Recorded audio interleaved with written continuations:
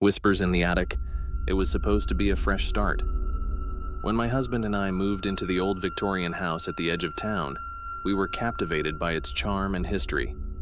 Built in the late 1800s, it had seen better days, but we were eager to restore it to its former glory.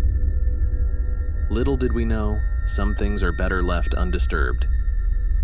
The first few weeks were uneventful, filled with the excitement of unpacking and settling in. It wasn't until one stormy night that things began to change.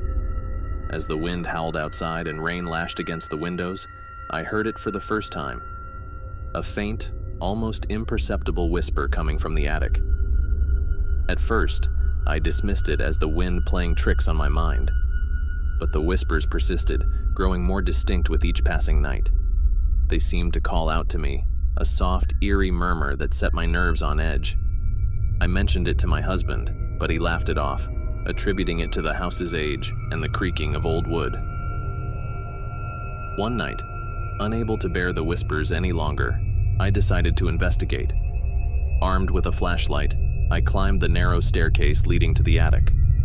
The air grew colder with each step, and an unsettling feeling settled over me. When I reached the top, the whispers stopped abruptly, leaving only the sound of my own breathing echoing in the darkness. The attic was filled with old furniture, dusty trunks, and forgotten memories. As I moved the flashlight beam across the room, it landed on an old wooden chest tucked away in a corner. Something about it drew me in, and I felt compelled to open it. Inside, I found a collection of old letters, yellowed with age. They were addressed to a woman named Eleanor, written in a flowing, elegant script. As I read through the letters, a chilling story unfolded. Eleanor had lived in the house over a century ago, and she had been plagued by the same whispers I was hearing now. The letters described her descent into madness, driven by the voices that called to her from the attic. One letter in particular caught my eye. It was the last one she had written, dated just days before her disappearance. In it, she spoke of the whispers urging her to do unspeakable things, of shadows that moved on their own, and of a presence that watched her every move. A sudden noise behind me made me jump, and I spun around to see a shadow darting across the room. My flashlight flickered, and for a moment, I was plunged into darkness.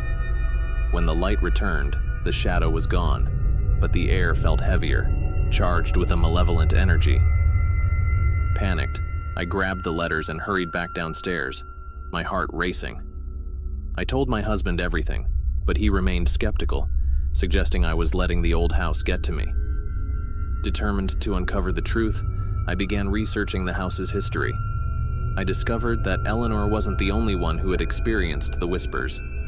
Several previous owners had reported similar occurrences, and each had either left abruptly or met a tragic end.